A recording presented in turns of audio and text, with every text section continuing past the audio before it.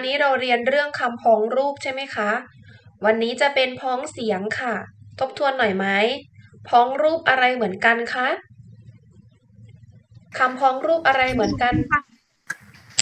การเขียน การเขียนถูกต้องค่ะ พ้องรูปเขียนเหมือนกัน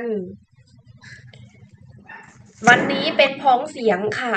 พ้องเสียงอะไรเหมือนกันคะเด็กๆคิดว่าอะไรเหมือนกันคะ เสียงค่ะ ใช่ พ้องเสียง ก็คือตรงค้าง อะไรคะ เหรียญบาทครับ เหรียญบาท เหรียญบาทเด็กๆดูตัวหนังสือไปด้วยนะคะ เหรียญบาทเขียนแบบนี้นะคะ ต่อมาภาพนี้เป็นภาพอะไรคะ เด็กๆคิดว่าเป็นภาพอะไร บาดแผลค่ะ บาดแผลเก่งมาก บาดแผลเด็กๆสังเกตดูคำสองคำนี้ค่ะ เหรียญบาทกับบาดแผลมีอะไรเหมือนกันคะ เสียงค่ะ เก่งมากค่ะ เสียงของคำว่าอะไรคะ บาท คำว่าบาทออกเสียงคำว่าบาทเหมือนกันเลยใช่ไหมคะ เสียงเหมือนกัน ค่ะ แล้วเด็กๆคิดว่าอะไรเอ่ยที่ต่างกัน ทั้งคำว่าบาทนี้มีอะไรต่างกันคะ ตัวสะกดครับ การเขียนตัวสะกดใช่แล้ว การเขียนไม่เหมือนกัน แล้วความหมายเหมือนกันไหมคะ ไม่ค่ะ ความหมายก็ไม่เหมือนกันนะคะ เพราะฉะนั้นแล้วคำนี้มีสิ่งเดียวที่เหมือนกันก็คือเสียงนะคะคำว่าบาท ต่อมาค่ะภาพนี้คือภาพอะไรคะ ช้อนส้อมครับ ช้อนส้ม ช้อนส้อมเขียนแบบนี้ค่ะ ชออนอช้อนไม่โทช้อนสอมสอมสอมไม่โทซ่อมนะคะสอเสือนะคะ เขียนด้วยสอเสือ ภาพต่อมาเขากำลังทำอะไรอยู่คะ ส้มแซม เขาซ่อมแซมเก่งมากเลย ซ่อมแซมเขียนแบบนี้ค่ะ ใช้ซอโซ่นะคะ ซ่อมแซมนะคะอะไรที่เหมือนกันอีกภาพนี้คำนี้อะไรเหมือนกัน เสียง เสียงของคำว่า ค่ะ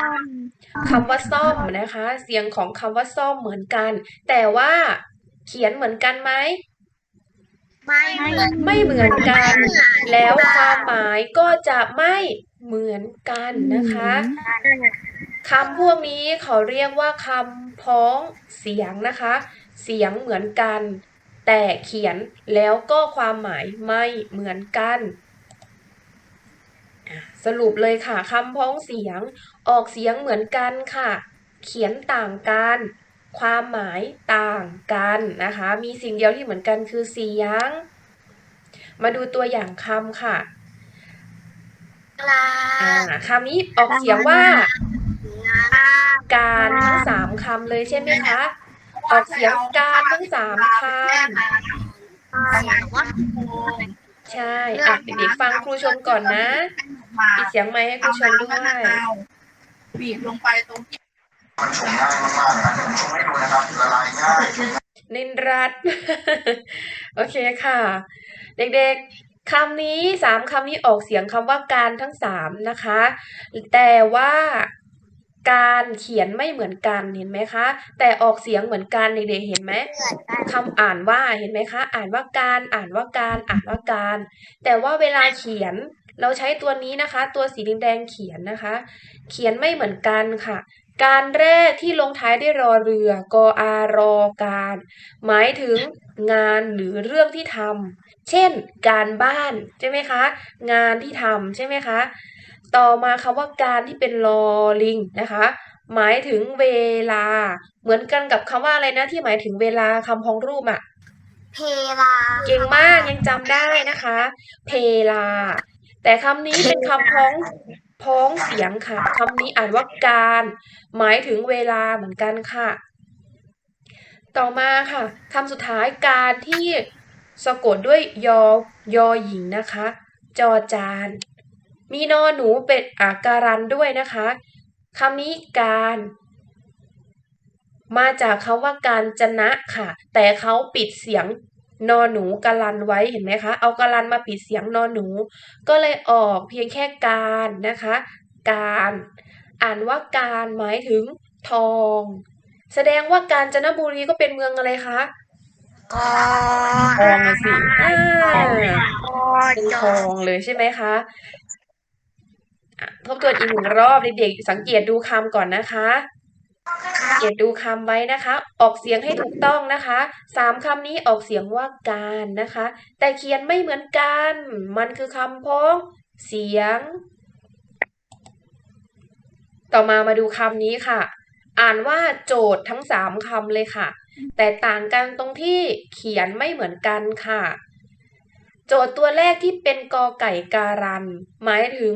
บุคคลที่เขาไปฟ้องคดีต่อศาลค่ะ เขาเรียกว่าโจทย์นะคะ ในศาลเขาจะเรียกว่าโจทย์นะคะ ต่อมาโจทย์ตัวที่2ก็คือยอยักษ์การัน โจทย์ตัวนี้เด็กๆเห็นบ่อยมาก ใช่ไหมคะ โจทย์เลขนั่นเองนะคะ หมายถึงคำถามในวิชาคณิตศาสตร์ใช่ไหมคะ เช่น คุณครูเขามีโจทย์มาให้เด็กๆแก้ปัญหาใช่ไหมคะ ปัญหาบวกลบคูณหารต่างๆ ต่อมาโจทย์ตัวที่3ค่ะ โจทย์ตัวนี้เด็กๆไม่ค่อยได้ยินไม่ค่อยเห็นกัน ก็คือสอฤาษีกรันสบฤาษีกรันนะคะสบฤาษีครูชมพูผิดโจทย์สบฤาษีไม่มีกรันนะขอโทษด้วยค่ะโอสอโจทย์จอโอสอโจทย์ใช่ค่ะ อ่านว่าโจทย์เหมือนกันค่ะ หมายถึงเล่าลือกันอื้ออึงเลย เนี่ยอย่างเงี้ยคนไหนเป็นโจทย์ก็คือคนที่ถูกเล่าลือนะคะ เล่าลือกันอื้ออึงนะคะ ต่อมาคำนี้ค่ะคำว่าพัก ออกเสียงว่าพักนะคะ มีพักอยู่3พักที่เขียนไม่เหมือนกันพักแรกก็คือพักผ่อนหยุดชั่วคราวใช่ไหมคะเช่นนักเรียนใครทำงานเสร็จแล้วไปพักได้นะคะ อันนี้ก็คือหยุดทำสิ่งใดสิ่งหนึ่งชั่วคราวแล้วก็ไปพักผ่อนนะคะ ต่อมาพักตัวที่2พักนี้เราจะเห็นอยู่ในการเมืองนะคะพักต่างๆนะคะก็คือหมายถึงหมู่คนที่เข้าร่วมกันเป็นฝ่ายค่ะ ฝ่ายนั้นฝ่ายนี้ฝ่ายนั้นฝ่ายนี้เขาเรียกว่าพักนะคะ ต่อมาคำที่3พักเหมือนกันแต่เขียนเป็นกอไก่ตอรอการันนะคะหมายถึงหน้าค่ะเช่นพระพักนะคะเป็นคำราชาศัพท์ค่ะหมายถึงหน้านะคะ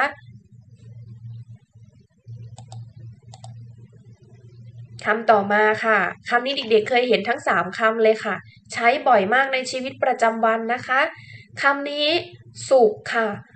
ออกเสียงสุขทั้ง3คำเลยสุขตัวแรกก็คืออะไรคะเปลี่ยนแปลงจากสภาพดิบให้มันเป็นสุกสามารถกินได้ใช่ไหมด้วยการต้มย่างนึ่งอะไรอีกคะการบ่มใช่ไหมเช่นมะม่วงสุกอย่างนี้คุณครูหนูชอบกินกุ้งนึ่งมีไข่เยอะใช่มันสุกไหมสุกนะคะคำนี้นะคะถ้าเป็นเกี่ยวกับอาหารพวกของที่ใช้กินนะคะเราจะเรียกว่าสุกใช้กอไก่นะคะต่อมาสุขที่เป็นขอไข่ค่ะตัวสะกดเป็นขอไข่หมายถึงความสบายกายสบายใจเช่นฉันมีความสุขทุกครั้งที่ได้ไปเที่ยวอย่างนี้เป็นต้นนะคะต่อมาสุขตัวที่3สุขตัวนี้เราจะเห็นอยู่ในวันของสัปดาห์วันที่เท่าไหร่ของสัปดาห์คะจันทร์อังคารพุธพฤหัสศุกร์ครับเขาจะนับอาทิตย์ก่อนอาทิตย์จันทร์อังคารพุธพฤหัสศุกร์ครับวันที่6ของสัปดาห์นะคะอีกความหมายหนึ่งก็คือชื่อของดาวเคราะห์ดวงที่2เพราะเดี๋ยวจะให้อัดคลิปอ่านออกเสียงนะคะส่งเด็กๆฝึกอ่านนะคะเดี๋ยวครูชมอ่านให้ฟังก่อน5ข้อแรกเดี๋ยวสุ่มถามเด็กๆนะคะข้อที่1ค่ะคำนี้อ่านว่ากล่าวขานปีขานสังขารอีกรอบนะคะกล่าวขานปีขานสังขารมีคำที่เหมือนกันมีเสียงเหมือนกันก็คือเสียงคำว่าขานนะคะข้อที่2โจทย์เลข โจทย์จำเลย โจทย์จันทร์อีกรอบค่ะ โจทย์เลข โจทย์จำเลย โจทย์จันทร์คำนี้ออกเสียงโจทย์เหมือนกันค่ะ ข้อที่3ค่ะ เถาวัลย์วรรณยุกต์วรรณโรค อีกรอบนะคะ เถาวัลย์วรรณยุกต์วรรณโรค ข้อ3คำที่ออกเสียงเหมือนกันคือคำว่าวันนะคะ ข้อที่4ค่ะ ไม้จันทร์อัฐจันทร์อัศจันทร์ไม้จันทร์อัฐจันทร์อัศจันทร์คำที่ออกเสียงเหมือนกันคือคำว่าจันทร์ค่ะคำที่5นะคะผิวพรรณพันธุ์พืชผลิตภัณฑ์อีกรอบค่ะผิวพรรณต่อมาค่ะธีระเดชธีระเดชธีระเดชธีระเดชคะอ่านข้อ5ให้คุณครูฟังอีก1รอบค่ะผิวพรรณพันธุ์พืชผลิตภัณฑ์โอเคค่ะต่อมาค่ะปิดเสียงไมค์ด้วยลูกต่อมาข้อที่6ถึงข้อที่10ค่ะครูชมอ่านให้ฟังก่อน1รอบนะคะเดี๋ยวครูชมสุ่มเด็กๆนะคะข้อที่6ค่ะรถน้ำรถยนต์รสชาติรถน้ำรถยนต์รสชาติข้อที่6ออกเสียงคำว่ารถเหมือนกันนะคะออกเสียงรถเหมือนกัน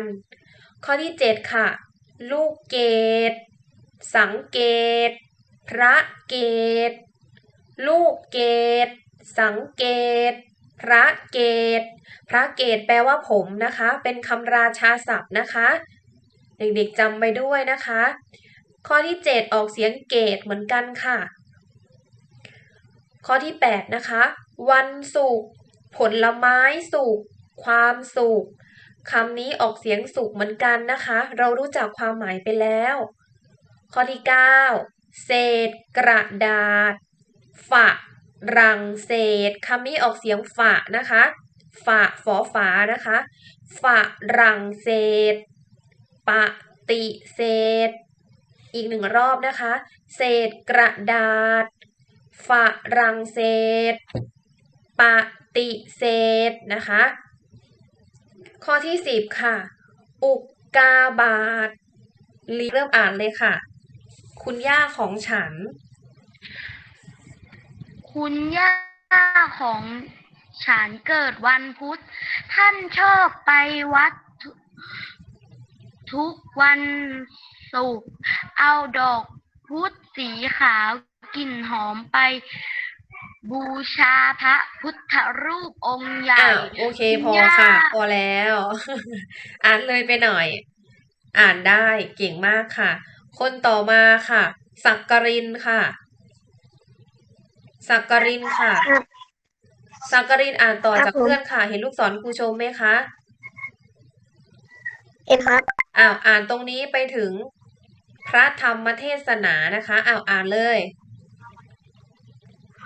คุณยายบอกว่าย่ามีความคุณย่าคุณย่าบอกว่ามีความสุขที่ได้ทำอย่างนั้น ถ้าตรงกับวันพระจะมีการแสดงพระธรรมเทศเทศอะไร เทศนาพระธรรมเทศนาพัดพาออนอ่านจากคุณย่าบอกว่าเห็นไหมคะค่ะอ่านไปถึงคำว่าเกิดขึ้นค่ะอ่านเลยคุณย่าบอกว่าได้ฟังทีไรเหมือนได้รับรางวัลเพราะพระธรรมจะช่วยให้มีปัญหาแก้ไขปัญหาต่างๆที่เกิด ขึ้น โอเคขอบคุณมากค่ะ กันตะวิทย์เซฮอกันตะวิทย์เซฮออ้าวอ่านตั้งแต่คำว่าคุณย่าจะเห็นไหมคะ เห็นไหมลูก อ้าว อ่านจนถึงคำว่า ได้เรียกหนูหรือเปล่าคะ อ่านจนถึงคำว่านะคะหรือว่า โอเค อ่านเลยค่ะ ครูเพื่อนอ่านถึงไหนแล้วนะ นานแซ่ฮอใช่ไหม ใช่ คุณย่าจะเห็นไหมคะเนี่ยอยู่แป๊บนึงใกล้แล้วครับอ้าวอ่านต่อเลยค่ะ กันตวิทย์คุณย่าจะ คุณย่าจะถ่ายทอดความรู้นี้ให้แก่ลูกหลานด้วย พอกลับจากวัดคุณย่าบอกว่าวันเสาร์นี้ ถ้ามีเวลาว่าง ให้ช่วยตัดหญ้าบริเวณเสาไฟฟ้า โอเคหยุดครับ เสาไฟฟ้าอ่านได้ครับ ทรงธรรมครับ อ้าวอ่านนะคะ ใกล้ต้นว่าที่ท่าน้ำหน้าบ้านอ่านเลยค่ะ ใกล้ต้น ว่า ใกล้ต้นว่าที่ท่าน้ำหน้าบ้านด้วย มันรกมาก ไม่น่าดู คุณย่าสงสัยว่าบริเวณนั้น นอกจากจะเป็นที่อยู่อาศัยของพวกสัตว์มีพิษแล้วยังอาจจะเป็นที่นัทธิชาสิริชาติอ่านต่อค่ะ ของคนเกเร ของคนเกเรไม่ซื่อสัตย์และติดยาเสพติดอีกด้วย ทุกคนมีคุณค่าไม่ควรเป็นค่าของยาเสพติด เพราะมันจะฆ่าเราในภายหลัง เยี่ยมค่ะ โอเค เด็กๆสังเกตเห็นคำนะคะครูชมทำสีไว้ให้คือมันออกเสียงเหมือนกันนะคะ สีชมพูออกเสียงอะไรคะ สีชมพูออกเสียงอะไรคะพุธถูกต้อง สีแดงออกเสียงอะไรคะ สุดครับ สีส้มออกเสียงอะไรคะทำสีม่วงออกเสียงอะไรคะ สีเหลืองออกเสียงอะไรคะยา สีฟ้าออกเสียงอะไรคะวา สีเขียวอ่อนออกเสียงอะไรคะนาสีน้ำตาลออกเสียงอะไรคะสีน้ำตาลสีนี้ออกเสียงอะไรคะค่ะสีเหลืองออกเสียงอะไรคะสัตว์โอเคผ่าน สรุปบทเรียนค่ะปิดเสียงค่ะ จะเสร็จแล้วค่ะคำพ้องเสียงออกอะไรเหมือนกันออกเสียงเหมือนกันแต่เขียนและความหมายต่างกันโอเคนะคะภาระงานของครูชมนะคะเด็กๆจดไว้เลยค่ะคำสั่งให้นักเรียนอัดคลิปวิดีโอการอ่านออกเสียงคำพ้องเสียงจะเป็นอันนี้นะคะ10 ข้อนะคะการฝึกอ่านคำพ้องเสียงแต่ข้อ1ถึงข้อ10นะคะข้อ1ถึงข้อ10นะคะเดี๋ยวครูชมจะส่งฟังก่อนค่ะลูกฟังก่อนเดี๋ยวครูชมจะส่งลิงก์การอ่านนะคะแบบฝึกอ่านไปให้นะคะเด็กๆค่อยไปเปิดดูแล้วก็ฝึกอ่านนะคะต่อมางานชิ้นที่2ให้เด็กๆทำแบบฝึกหัดหน้า83ค่ะแบบฝึกหัดภาษาไทยเล่มสีชมพูนะคะหน้าที่83นะคะ